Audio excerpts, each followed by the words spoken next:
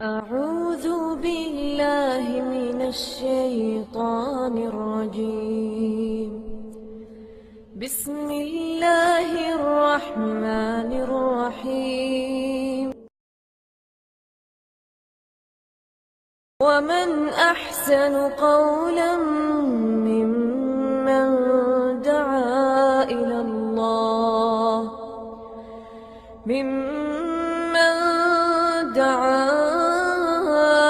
الله وعمل صالحا وقال إنني من المسلمين. حاضرین مجلس، بلا تاخیر اگلی کڑی کی طرف ہم جاتے ہیں اور موضوع کچھ مختلف ہے، اور اسی کے لیے آپ اپنا ذہن ساز بھی کر لیں کہ اگلا ایک اہم موضوع طریقہ مطالعہ، جو ہم سب کی ضرورت ہے. ہم جیسے طلاب جو مطالعے کے بالکل ابتدائی مرحلے میں ہم اس موضوع کو سنیں گے. فضیلت الشیخ محمد منیر قمر حفظہ اللہ بڑا وسیع مطالعہ رکھتے ہیں، وسیع تجربات آپ کے پاس ہیں. ہم شیخ محترم سے گزارش کرتے ہیں، اپیل کرتے ہیں، درخواست کرتے ہیں کہ ہمیں بتائیں کہ عقیدے کے معاملے میں ہم کیسے مطالعہ کریں، سیرت کے باب میں کیسے مطالعہ کریں، کہاں ہماری ابتدا ہو، کہاں اختتام، اور کن کن کتابوں کو ہم منتخب کریں اور کن کن مشائخ کو ہم منتخب کریں. بہرحال میں اسی شعر کے ساتھ دعوت دیتا ہوں. بہت یاد آتی ہے بات پرانی، ہمیں دنیا سے کیا مطلب، مدرسہ ہے وطن اپنا. ہمیں دنیا سے کیا مطلب، مدرسہ ہے وطن اپنا. مریں گے ہم کتابوں پر، ورق ہوگا کفن اپنا. استاد محترم فضیلت الشیخ محمد منیر قمر حفظہ اللہ.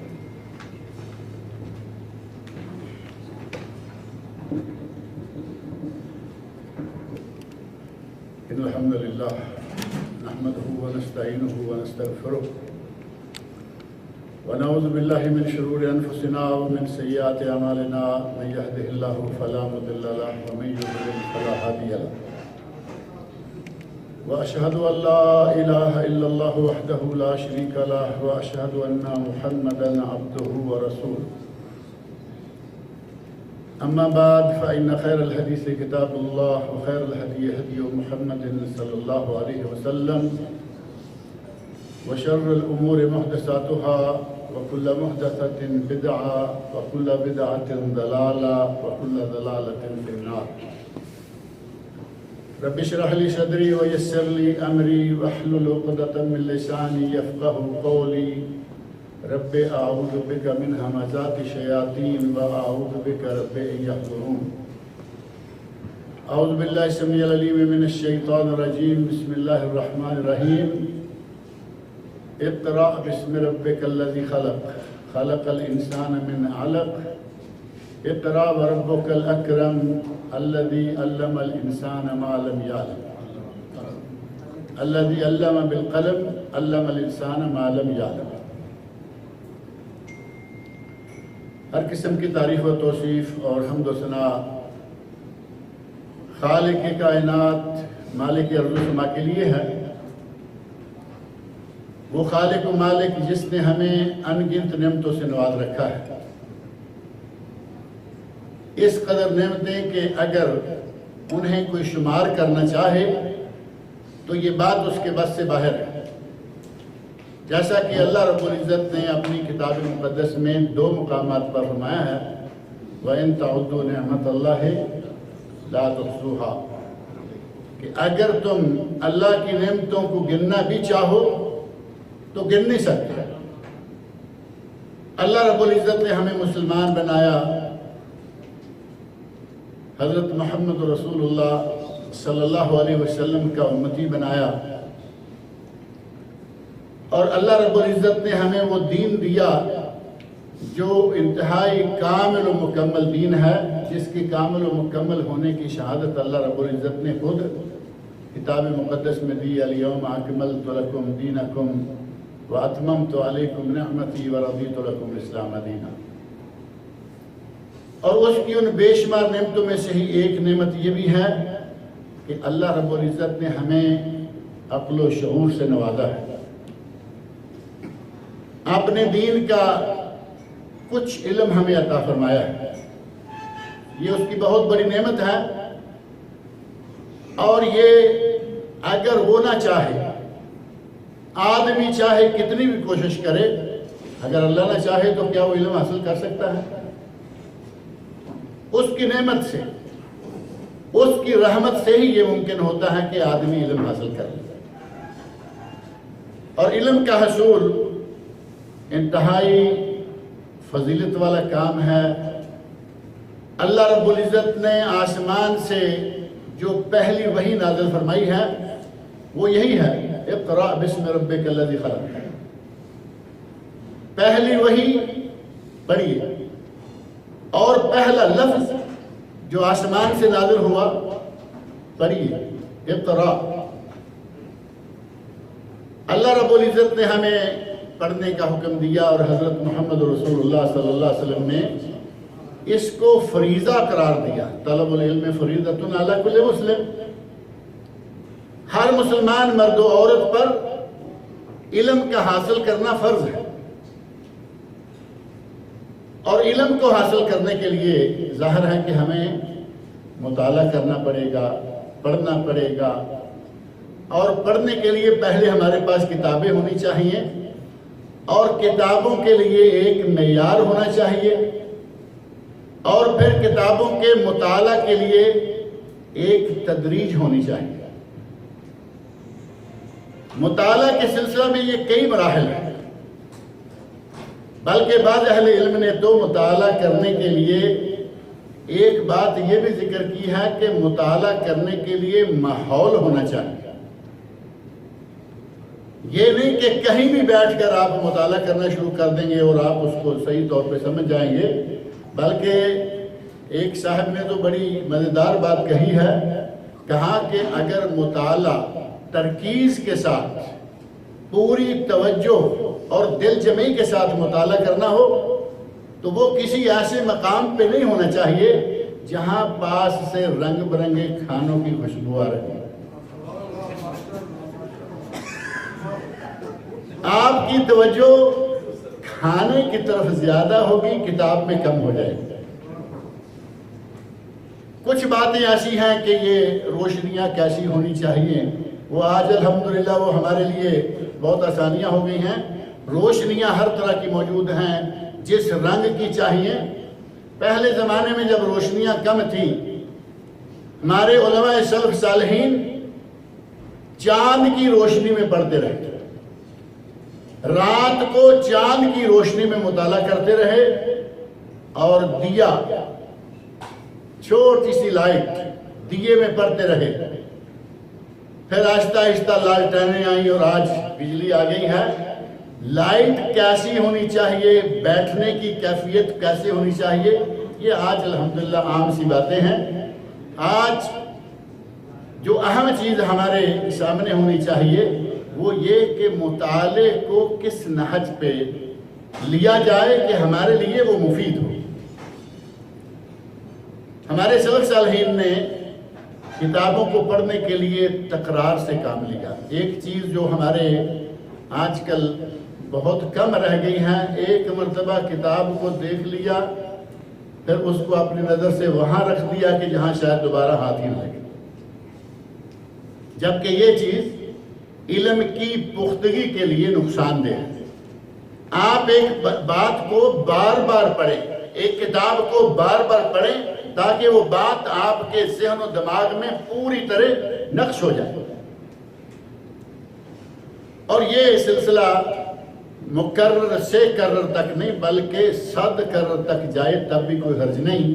امام مزنی معروف ہیں، امام شافعی رحمۃ اللہ علیہ کے ساتھی اور ان کے شاگرد، وہ کہتے ہیں قرأت الرسالۃ علی الشافعی 80 مرہ۔ کتاب الرسالہ معروف ہے، میں نے کتاب الرسالہ امام شافعی کی جو کتاب ہے ان کے سامنے 80 مرتبہ پڑھی، اور ہر مرتبہ جب میں پڑھتا تو وہ کسی نہ کسی جگہ پہ رک جاتے اور وہاں کوئی نہ کوئی تصحیح اور کوئی نہ کوئی تعدیل کرتے، اور بالآخر مجھے کہا اب اللہ ان یکونا کتابا صحیحا غیر کتابہ، اللہ نے اس بات کا انکار کر دیا ہے کہ اس کی کتاب کے علاوہ کوئی دوسری کتاب صحیح ہوگا، کوئی نہ کوئی غلطی، کوئی نہ کوتاہی رہ جاتی ہے۔ ایک مرتبہ پڑھا اور رکھ دیا، مسئلہ دیکھا ضرور تھا، لیکن اب اس میں سے کچھ چیزیں یاد ہیں، کچھ یاد نہیں، اور جب کبھی بیان کرنے کا موقع آیا تو کچھ ادھر سے لیا، کچھ ادھر سے لیا، اور اصل بات کو خلط ملط کر دیا۔ طالب علم ساتھی ہیں، عزیز ہیں ہمارے، یہ رنگ نہ ہو، بلکہ پڑھیے اور بار بار پڑھیے، اور پھر اگر قرآن کریم کو آپ پڑھیں گے بار بار تو ہمیشہ آپ کو کوئی نہ کوئی نئی سے نئی چیز ملے گی۔ آپ اندازہ کریں کہ قرآن کریم کو نازل ہوئے کوئی تھوڑا سا وقت ہوا ہے، 1500 سال ہو گیا قرآن کریم کو نازل ہوئے، اور حضرت عبداللہ بن عباس رضی اللہ عنہما کی تفسیر سے لے کر آج تک کوئی زمانہ ایسا گزرا ہے کہ اس میں تفسیر نہ لکھی جا رہی ہو۔ ہر زمانے میں علماء تفسیر لکھتے آ رہے ہیں، اور آپ دیکھیں گے کہ ہر زمانے کے علماء نے تفسیروں میں کوئی نہ کوئی نئی بات ضرور ذکر کی۔ قرآن کریم کو جتنی مرتبہ پڑھیں گے انشاءاللہ آپ کو نئی سے نئی چیز سامنے آتی رہے گی، ملتی رہے گی۔ اور پھر کتاب کو ایک مرتبہ صرف پڑھ لیں تو ٹھیک ہے، بعض اہل علم نے اس کی مثال دی ہے، ایسے ہے کہ جیسے آپ کسی ایک دوست کو پہلی مرتبہ ملیں۔ کتاب کو ایک مرتبہ پڑھنا ایسے ہی ہے جیسے کہ کوئی دوست آپ کو ایک مرتبہ ملا، اور جب آپ اسی کتاب کو دوسری مرتبہ کھول کے پڑھیں گے تو ایسے لگے گا کہ جیسے آپ کسی اپنے پرانے دوست سے مل رہے ہیں، یعنی کتاب سے آپ کی جان پہچان پہلے تھوڑی ہو چکی ہے، اب دوبارہ پڑھیں گے بہتر طریقے سے اس کو پڑھ سکیں۔ کتاب کو صرف ایک مرتبہ پڑھ کے اپنی اپروچ سے دور نہ کر دیں، جیسے ہمارے لوگوں نے اکثر قرآن کریم کو کیا ہوتا ہے۔ رمضان آیا تو قرآن کریم کو اتار لیا، اور رمضان گیا تو قرآن کریم کو ایسے طاق پہ رکھا، جو علامہ اقبال اشارہ کر گئے ہیں نا، طاقوں میں سجایا جاتا ہوں، ایسے طاق پہ رکھ دیتے ہیں جہاں ہمارا ہاتھ ہی نہ پہنچ سکے۔ اور نیت کیا ہے؟ نیت اچھی ہوتی ہے کہ کہیں بے ادبی نہ ہو جائے۔ اب بے ادبی کا معیار کیا ہے وہ پھر ایک الگ بات ہے کہ یہ بے ادبی کس کو سمجھتے ہیں۔ اس طرح ہماری کتابوں کا بھی معاملہ ہوتا ہے کہ کتابوں کو کچھ اس انداز سے رکھا جائے کہ کسی کے ہاتھ نہ لگیں، کسی بچے کے ہاتھ نہ لگ جائیں۔ کتابوں کا تحفظ ضروری ہے، لیکن ایسا تحفظ بھی نہ ہو کہ ایسا تالا لگائیں جو آپ خود بھی نہ کھول پائیں۔ کتابوں کو بار بار پڑھیں، اور کتابیں خریدنے کے لیے جتنا بھی ہو سکے اپنی جیب کو کھلا رکھیں۔ اہل علم نے، ہمارے علماء سلف نے کتابوں کو خریدنے کے لیے بہت محنت کی، حتیٰ کہ انہوں نے اپنے کھانے پینے کے سوا، کھانے پینے کے خرچ کے سوا جو پونجی پیسہ ہوتا تھا وہ کتابوں کو خریدنے میں صرف کر دیتے تھے۔ ہمارے پاک و ہند کے بعض علماء کے اقوال ہمارے والد گرامی رحمت اللہ علیہ نے ہمیں سنائے ہیں، کہا کہ وہ کہا کرتے تھے کہ میری دولت صرف وہ ہے جس سے میرا بیٹا کتابیں خرید لے گا، اس کے علاوہ جو کچھ ہے وہ میری دولت نہیں ہے۔ اور یہ واقعہ سن کے یقین جانے حضرت عائشہ رضی اللہ عنہا اور نبی اکرم صلی اللہ علیہ وسلم کا وہ واقعہ ذہن میں آتا ہے۔ بکری آئی، بکری کو تقسیم کرنے کا وقت آیا، تقسیم کر دی، ایک ٹانگ یا دستی گوشت گھر میں رکھ لیا، اور حضرت عائشہ رضی اللہ عنہ فرماتی ہیں کہ یا رسول اللہ سارا ہم نے تقسیم کر دیا ہے، صرف ایک ٹانگ بچ گئی ہے۔ تو آپ نے فرمایا کہ سارا جو تقسیم کر دیا ہے وہی بچا ہے، یہ ٹانگ نہیں بچی، وہ چونکہ اللہ کی راہ میں چلا گیا ہے، یہ ہم کھا جائیں گے۔ اپنے پیسے سے جتنا بھی ہو سکے کتابیں خریدیں۔ مولوی کا ہتھیار کیا ہے؟ تیر و تلوار والے مولوی تو گزر گیا نا، شیخ الاسلام ابن تیمیہ رحمۃ اللہ علیہ۔ آج ہمارا جو روزمرہ کے استعمال کا ہتھیار ہے وہ کتاب ہے۔ مولوی کو اپنے ہتھیار سے مسلح ہونا چاہیے کتابیں خریدیں اور بے دریغ پیسہ خرچ کریں۔ علامہ فیروز آبادی رحمۃ اللہ علیہ مشہور امام گزرے ہیں، مشہور عالم گزرے ہیں، انہوں نے 50,000 کیا چیز ہے؟ سونے کی اشرفی، 50,000 اشرفی نہیں بلکہ مسقال، 50,000 مسقال ذهب، 50,000 مسقال سونے کی کتابیں کرتے ہیں۔ اللہ رب العزت توفیق دے تو اپنے پیسے کو کتابوں کے خریدنے میں صرف کریں، اور یہ ہوگا جو ہمارے لیے ایک بہترین ہتھیار ہوگا۔ ہمارے پاس کتابیں ہوں گی، جب چاہیں کھولیں، جب چاہیں پڑھیں، لیکن کتابوں کو خریدنے کے لیے یہ کوشش کریں کہ سب سے پہلے یہ معیار دیکھیں کہ کتاب میں کون سی لینا چاہتا ہوں۔ آپ نے مطالعہ میں اللہ نے دولت دی ہے، آپ اکٹھی کتابیں بھی خرید کے رکھ سکتے ہیں، اور طالب علم عموماً آہستہ آہستہ کتاب خریدتا ہے۔ اپنے لیے قرآن کریم سے متعلقہ کتابیں، علوم قرآن سے متعلقہ کتابیں، تفسیر ہے مثلا، بہت بڑی بڑی تفسیر لا کے اپنے پاس رکھ دیں گے جبکہ آپ ابھی طالب علم۔ آپ کی استعداد یہ نہیں ہے کہ ان بڑی کتابوں کو ہضم کر سکیں۔ چھوٹی سی کتاب لیجئے، آغاز کیجئے آپ۔ مثال کے طور پر آج ہمارے پاس دارالاسلام کی چھاپی ہوئی احسن البیان ہے، ایک جلد ہے، اور اپنے اندر انتہائی جامع اور معنی تفسیر ہے۔ زبدۃ التفسیر ہے، فتح القدیر امام شوکانی رحمۃ اللہ علیہ کا ملخص، بالکل اسی سائز کی ہے۔ اشرف الحواشی پاکستان انڈیا میں کتاب چھپتی ہے، لاہور سے چھپی ہے، مولانا محمد عبدہ الفلاح رحمۃ اللہ علیہ اس کے معلم ہیں۔ تقریباً احسن البیان اور اشرف الحواشی دونوں ایک ہی طرح کی کتابیں ہیں، انتہائی مختصر اور انتہائی جامع۔ چھوٹی کتاب لیجئے اور اس کو پڑھنا شروع کر دیجئے۔ جب آپ ان چھوٹی کتابوں سے آگے بڑھیں گے پھر آہستہ آہستہ آپ ابن کثیر لیجئے، فتح القدیر امام شوکانی لیجئے، اور امام قرطبی کی الجامع احکام القرآن لیجئے۔ تفسیر کی کتابیں بے شمار ہیں، اور یہاں سعودی عرب میں شیخ سعدی کی مشہور تفسیر ہے، اردو ترجمہ بھی دارالاسلام نے اس کا چھاپ دیا ہے۔ تفسیر کی کتابیں ہیں تو اس طرح سٹیپ بائی سٹیپ۔ اسی طرح ہر فن کی کتاب، ہر فن کی کتاب کہتے ہوئے فن آج کل لوگوں نے لفظ بڑا بدنام کر دیا ہے۔ فن کہتے ہی فنکار سمجھ میں آ جاتا ہے، اور فن جو ہے وہ ایسا نام دے دیا گیا، فنون تشکیلیہ، اور اسی طرح جتنے بھی غلط قسم کے لوگ ہیں ان کو فنکار بنا دیا۔ فن اصل میں بڑا عزت والا لفظ تھا، فن حدیث، فن تفسیر، فن رجال۔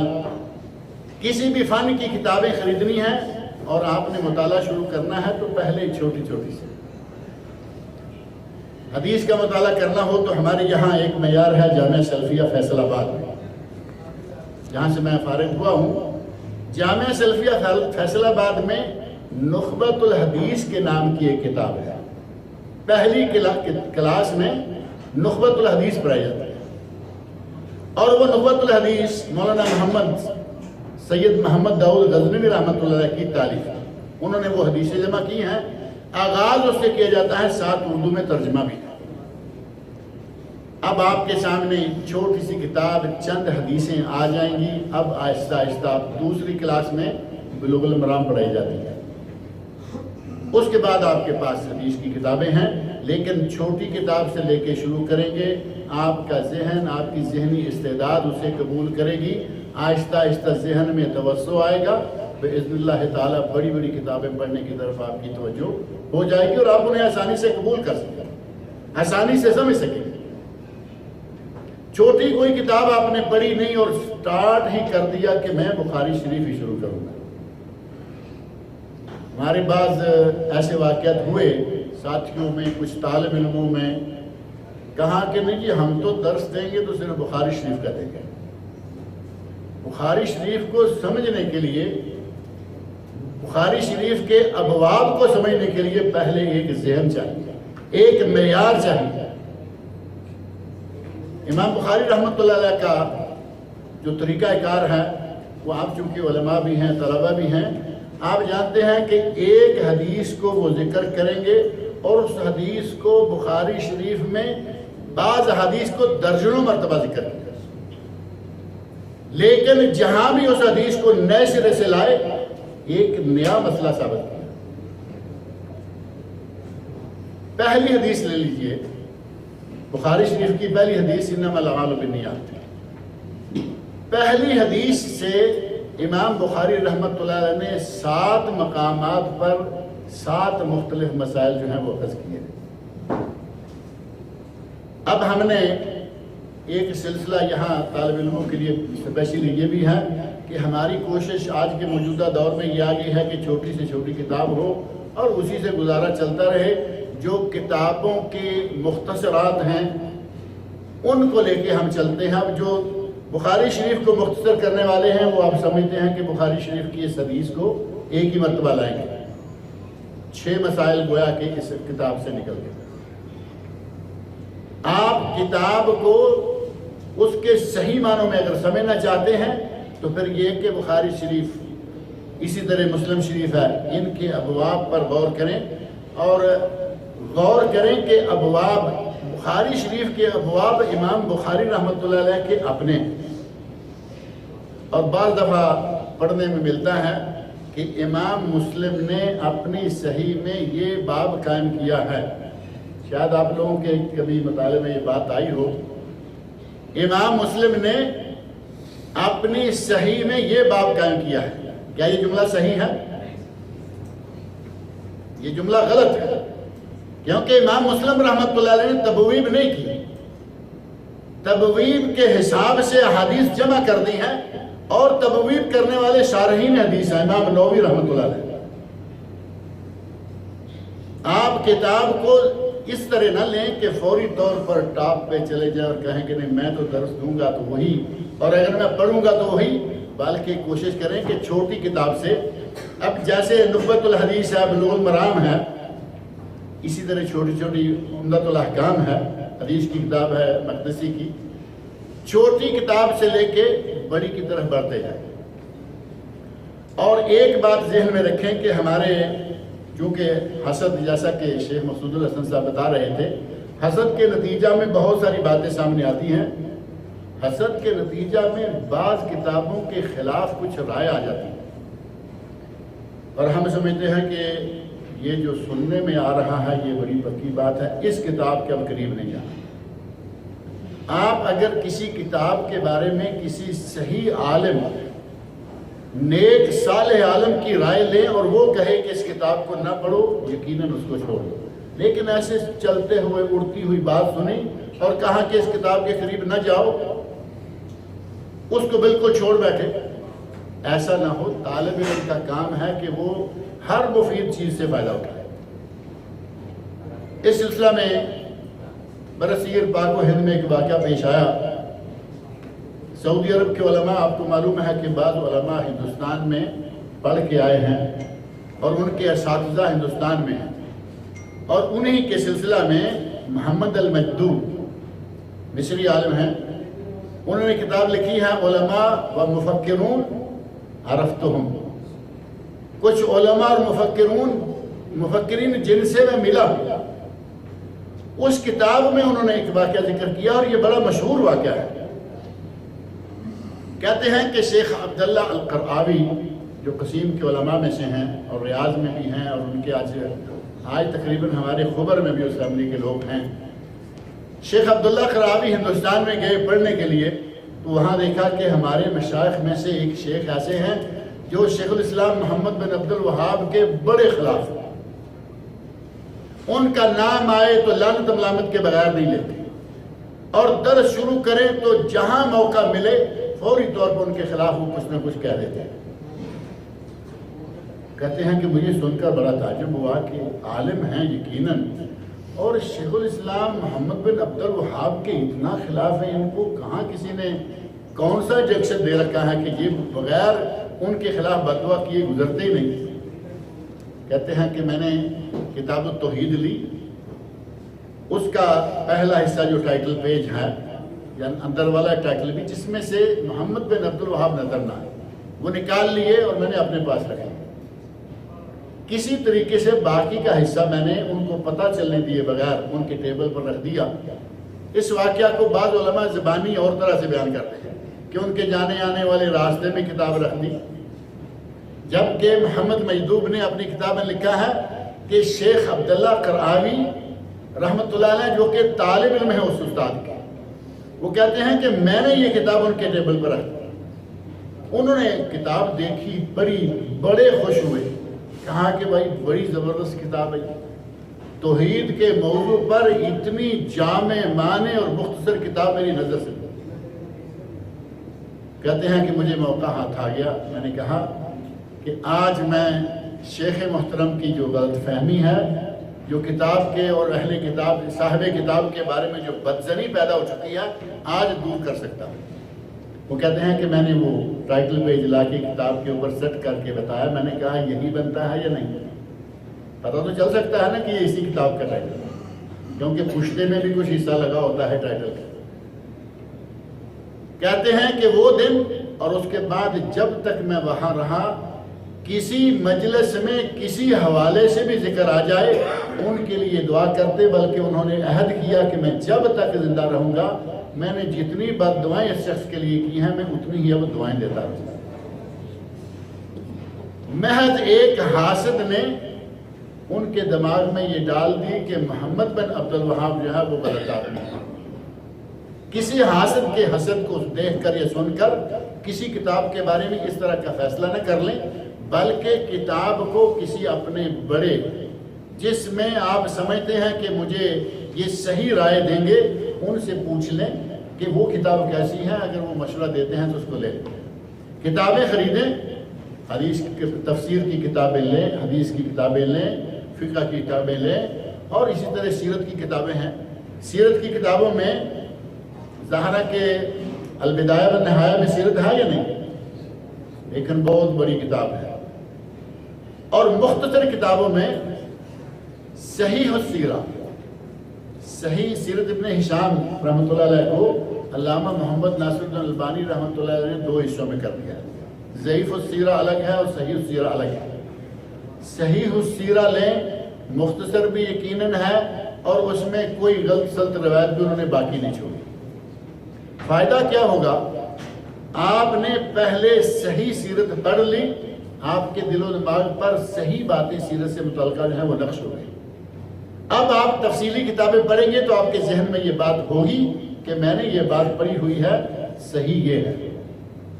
इसी तरह मोहम्मद अकरम अल उमरी है, सही सीरत के नाम से उनकी भी एक किताब है। इस तरह मुख्तसर किताबें पहले पढ़ें और उसके बाद मगाज़ी हैं, अलबिदाया व निहाया है या दीगर किताबें हैं, तारीख़ और सीरत और रिजाल की किताबें पढ़ने के लिए बिल्कुल आगाज़ से इस तरह आप आगाज़ करें। अगर इस सिलसिला को आप इसी अंदाज से लेके चलेंगे, पहले छोटी फिर बड़ी और फिर बड़ी, इंशाअल्लाह आपके लिए ये सिलसिला मुफीद रहेगा। छूटते ही आदमी एक बड़ी चीज़ को हाथ लगा ले और वो उस पर पहुँच ना पाए, उससे बेहतर है कि छोटा छोटा करके बढ़ते जाएं और अल्लाह रब्बुल इज़्ज़त उम्र दे, तौफीक दे, औकात में बरकत दे, तो इंशाअल्लाह ये सारी चीज़ें एक एक करके पढ़ी भी जा सकते हैं, खरीदी भी जा सकते हैं। अहले इल्म ने किताबों के लिए जो पढ़ने के लिए, मुताले के लिए चीज़ें बताई हैं, उनमें ये चीज़ें ख़ास तौर पर रखी कि किसी के हसद के नतीजा में किसी किताब के बारे में एक मरतबा सुन लें, उसको छोड़ दें, ये ना करें। इसी तरह किताबों के मुताला के सिलसिले में एक बात ये भी ज़हन में रखनी चाहिए कि जब आप कोई किताब पढ़ें तो उसमें से कुछ नोट्स लेते रहें। 2 शक्लें हैं नोट्स लेने की। एक ये है कि आपने ये किताब पढ़ी है, किताब के ऊपर और दाएं, बाएं और नीचे चारों साइडें खाली होती हैं, ख़ास तौर पर 3 साइडें, ऊपर की, नीचे की और दाएं की, क्योंकि अंदर वाली जो है इस सफ़े की दाईं साइड और इस सफ़े की बाईं साइड जो हाशिया है, बेहतर हो कि आप उस हाशिया पर जो नोट्स हैं वो लेते रहें। एक बात जिक्र की मौलिफ ने और आपके इल्म में है कि यहाँ हदीस तो जिक्र कर दी है लेकिन इसकी तखरीज नहीं की। आपके इल्म में तखरीज है, साइड में तखरीज लगा दी, रवाहुल बुखारी व मुस्लिम। اور یہاں ایک بات ذہن میں آگئی، بعض لوگ لکھتے ہیں رواہ البخاری والمسلم، کیونکہ البخاری ال ہے اور ساتھ ہی مسلم پر بھی ال لگا دیتے ہیں، رواہ البخاری والمسلم، جبکہ وہ امام مسلم ہیں، ان کے ساتھ الف لام نہیں۔ الف لام کے شوق کو اس حد تک بعض لوگ پال لیتے ہیں۔ میرے سننے میں آیا کہ پاکستان میں ایک صاحب نے جا کے ایک دکان بنائی، عربوں سے گیا تھا اور اسے معلوم تھا کہ یہاں اس کے ساتھ بھی الف، اس کے ساتھ بھی الف، اس کے ساتھ بھی الف، تو وہ کاروبار اس نے جا کے کھولا، کوئی جیسے ہمارے کہتے ہیں نا یہ چانپوں کا اسپیشلسٹ ہے اور یہ لیگ پیسز کا اسپیشلسٹ ہے، اس نے دکان بنائی چانپوں کی اور دکان کا نام رکھا دارالچانپ۔ تو یہ نہ کریں کہ آپ ہر چیز میں الف لام ہی ڈالیں اور دارالچانپ بنا دیں، جہاں کچھ ہے وہاں رکھیں۔ آپ حاشیہ لکھیں رواہ البخاری و مسلم، اور اگر ہو سکے تو اس میں جو صفحات ہیں، جلد ہیں، آپ اس کا اضافہ کر دیں۔ اسی طرح کوئی چیز آپ کے علم میں ہے، کسی دوسری کتاب سے آپ نے لی، وہ آپ یہاں اضافہ کر دیں صفحے میں۔ لیکن یہاں ایک بات میں اور ذکر کر دوں کہ ایسا نہ ہو کہ کتاب آپ لائبریری سے لائے ہوں مانگ کے یا ادھار، اور اس پہ آپ اپنی فنکاری کرتے رہیں، یہ صحیح نہیں ہے۔ اگر آپ کی اپنی زرخرید کتاب ہے تو اس میں یہ کام کریں، ویسے بھی آپ کی وہ کتاب جو ہے وہ ایک قیمتی چیز بن جائے گی۔ آپ کا حاصل مطالعہ ادھر ادھر سے جو کتابوں سے حاصل ہے وہ اس کے حاشیے پر چلاتے رہیں گے۔ ایک شکل یہ ہے، اور ایک شکل یہ ہے کہ آپ الگ سے پیپر رکھیں، اس کتاب کو پڑھ رہے ہیں اور اس پیپر پہ آپ نوٹ لگاتے رہیں، اور جب آپ کوئی چیز نوٹ کریں تو اس کو ذرا تھوڑا سا ہوش و حواس سے نوٹ کریں۔ اب یہ نہیں کہ یہاں آپ نے ایک صفحہ پڑھ لیا اور آپ چاہتے ہیں کہ ایک صفحے کا میں ہیڈنگ لگاتا ہوں، یا ایک موضوع پڑھ لیا آپ نے اور چاہ رہے ہیں کہ میں اس کو یہاں مختصر لکھ دیتا ہوں 1-2 لائن میں تاکہ مجھے یاد رہے۔ اس وقت وہ 1-2 لائن ایسی لکھیں کہ جو اس کتاب کے اس مضمون کی ترجمانی کرتی ہو، صحیح معنوں میں وہ ہیڈنگ ہو، عنوان بن سکے۔ ایسا نہ ہو کہ یہاں آپ نے کچھ اور پڑھا ہے اور ملتا جلتا کوئی لفظ لگا کے ہیڈنگ میں کچھ اور لکھ جائیں، ایسا بھی ہوا ہے۔ ایک مرتبہ دبئی میں مجھے جمعہ پڑھانے کا موقع ملا، میں کافی عرصہ وہاں بھی رہا ہوں، تقریباً 17 سال۔ تو ایک جگہ جمعہ پڑھا کے بعد میں کھانا کھانے کے لیے بیٹھے، کچھ ساتھی ظاہر اور بھی تھے۔ ایک صاحب کہتے ہیں جی ہم نے ہمارے ایک ساتھی سے سنا ہے، وہ کہہ رہا ہے کہ آپ نے اپنے ریڈیو پروگرام میں یہ کہا ہے کہ بلی حلال ہے، بلی حلال ہے۔ میں نے کہا کہ بھائی میں تو ایسا نہیں کہہ سکا۔ کہتے ہیں کہ وہ بڑی توجہ سے سنتے ہیں اور وہ باقاعدہ نوٹ لیتے ہیں۔ میرا پروگرام ڈیلی تھا ام القوی ریڈیو سے، تو کہتے ہیں وہ باقاعدہ نوٹس لیتے ہیں اور ان کی کاپی میں یہ لکھا ہوا ہے۔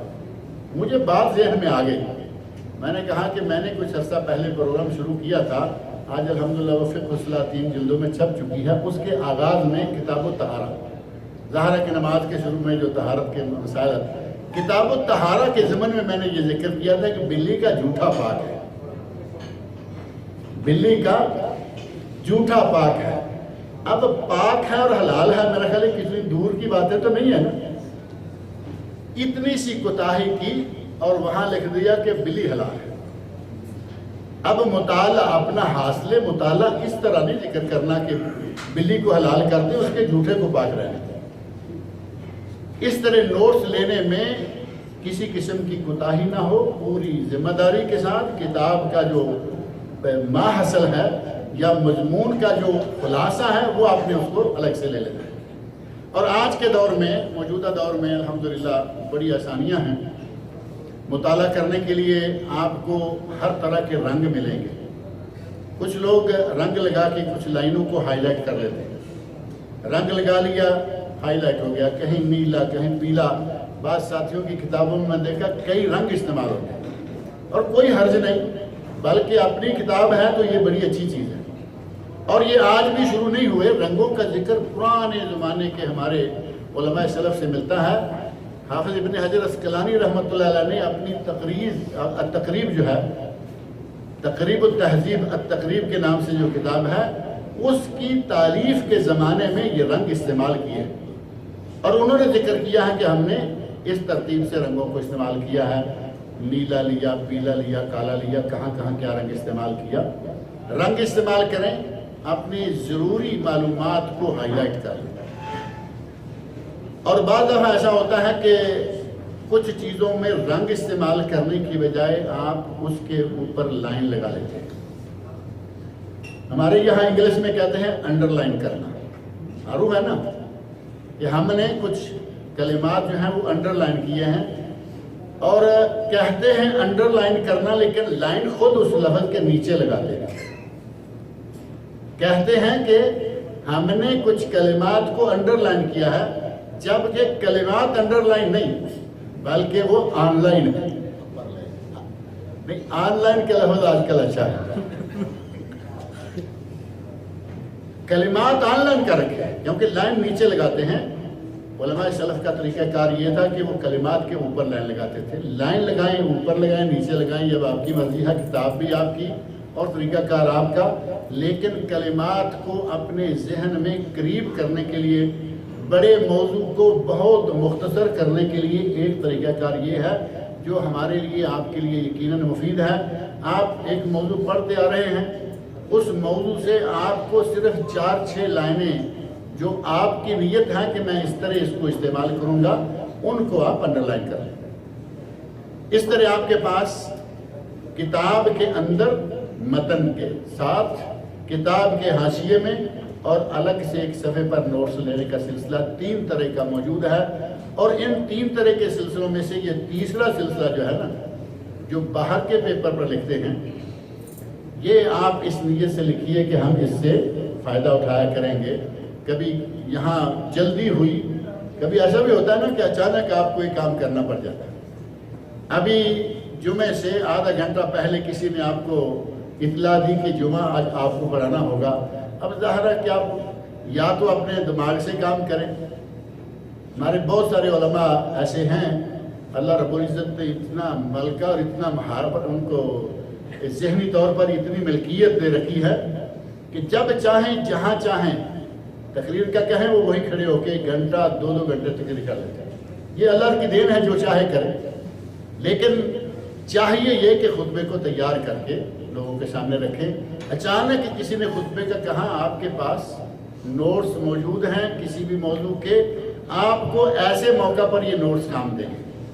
آپ نیت یہ کریں کہ ہم ان نوٹس کو اپنے لیے لکھ رہے ہیں، اور اگر کبھی اللہ ایسا موقع لے آئے اور اللہ رب العزت آپ سب پہ لائے کہ آپ لکھیں، آپ کی کتابیں چھپیں، اور ہمارے الحمدللہ علماء کرام ہیں یہاں موجود ہیں جن کی کتابیں الحمدللہ لائبریریاں بھری ہوئی ہیں، ایسا موقع آئے تو آپ کے یہی نوٹس جو ہیں یہ بہترین کتابوں کی شکل اختیار کر جائیں گے۔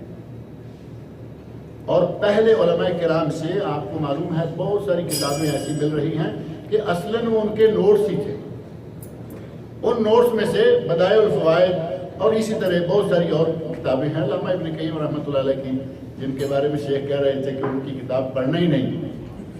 زاد المعاد کے حوالے سے علامہ ابن قیم رحمۃ اللہ علیہ اور ان کے استاد گرامی شیخ الاسلام ابن تیمیہ رحمۃ اللہ علیہ جو ساری دنیا کو وہابی بنا گئے، اب ان کو لوگ خرافی سمجھنا شروع ہو رہے ہیں۔ اللہ تعالیٰ ایسے لوگوں کو ہدایت دے۔ مطالعے کے لیے یہ چیزیں اور اس انداز سے آپ مطالعہ کریں، اور آج کے موجودہ دور میں آپ کتابیں نہیں خریدتے، آپ اتنی کتابیں کہاں کہاں اٹھا کے پھریں گے۔ آج وہ دور آ چکا ہے کہ آپ کے پاس اتنی سی ہارڈ ڈسک ہوتی ہے، فلیش میموری ہے، چھوٹی چھوٹی چیزوں میں کل تک جو اونٹوں پہ لاد کے 100 اونٹ بھی شاید وہ کتابیں نہ اٹھا سکیں، آج آپ کے پین کے اندر میموری ہے، اس پین کے نیچے لگی ہوئی میموری میں وہ ساری کتابیں ہیں۔ یہ لکھنے کے لیے جگہ ہے، یہاں سیاہی کے لیے بھی جگہ ہے، یہاں میموری بھی ہے، اور اس کو کمپیوٹر میں لگانے کے لیے اندر کی سائڈ میں جگہ بنی ہے۔ ایسی چیزیں میسر ہیں یا نہیں؟ جس طریقہ سے بھی ممکن ہو بکثرت کتابیں جمع کریں، کتابوں کا بہترین طریقے سے مطالعہ کریں، اور درجہ بدرجہ چھوٹی کتابوں سے بڑی کتابوں کی طرف بڑھتے جائیں۔ یہ علم جو ہے ہمارے لیے نور ہے، इमाम शाफी रहमतुल्लाह ने कहा ना, शिकौतो इला वकीइन इला सुअ हिफ्ज़, शिकौतो इला वकीइन सुअ हिफ्ज़ फअौसानी इला तर्किल मआसी अल इल्म नूर मिन इलाहिन व नूरुल्लाहि ला युता लिआसी। ये इल्म नूर है। अल्लाह रब्बुल इज़्ज़त से मेरी दुआ है कि वो हमें और आप सबको इल्म हासिल करने की तौफीक अता फरमाए और सही अक़ीदा, अक़ायद की किताबें और हदीस की किताबें, उनसे फ़िक़्हुल हदीस और जितने भी हमारे उलमा की सही किताबें हैं, हर सूरत किताबों के इख्तियार में तवज्जो ज़रूर देनी चाहिए कि ये नहीं कोई भी किताब उठाई और पढ़ना शुरू कर दिया। अल्लाह रब्बुल इज़्ज़त मुझे और आप सबको इसकी तौफीक अता फरमाए कि सही किताबें पढ़ें। अल्लाह ये हमें तौफीक दे कि हम नोट्स लें। अल्लाह हमें ये तौफीक दे कि हम लिखें, अपने इल्म को दूसरों तक भी पहुँचाएँ।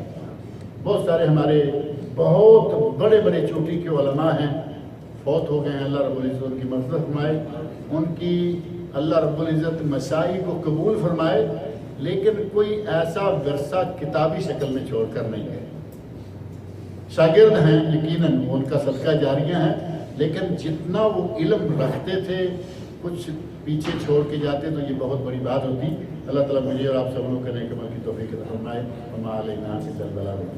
जज़ाकल्लाहु खैरन व अहसन जज़ा। ये थे उस्ताद मोहतरम फ़ज़ीलतुल शेख मोहम्मद मुनीर क़मर हफ़िज़हुल्लाह। तो साथियों, इसी के साथ जैसे कि अगला जो प्रोग्राम था, अगली जो हमारी कड़ी थी, क़ारी मोहम्मद सुलेमान हफ़िज़हुल्लाह जो तबीयत नासाज होने की बिना पर हाजिर नहीं हो सके, उन्होंने माजरत की, लिहाजा प्रोग्राम जो ताख़ीर से था वो अपने वक्त पर, यानी हमारी पहली नशिस्त मुकम्मल होने जा रही है, तो लिहाजा इसी पर हम अपनी ये पहली नशिस्त का इख्तिताम करते हैं। अभी दोहराने का वक्त है।